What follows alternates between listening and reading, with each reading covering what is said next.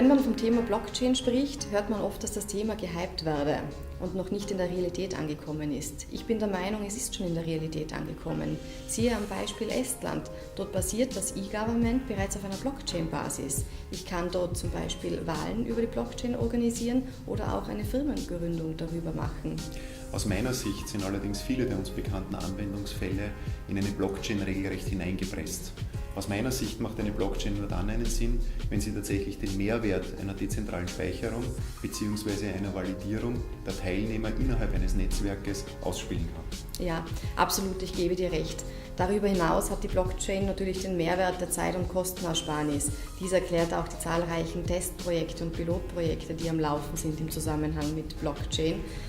Nicht nur in Estland das Thema E-Government, sondern auch im Bereich der digitalen Währungen oder im Bereich Handels- und Finanzsysteme oder auch in Schweden das Projekt Grundbuch auf Blockchain-Basis, das dort zusätzlich mit Smart Contracts gekoppelt wird, damit eine weitere Effizienzsteigerung eintritt.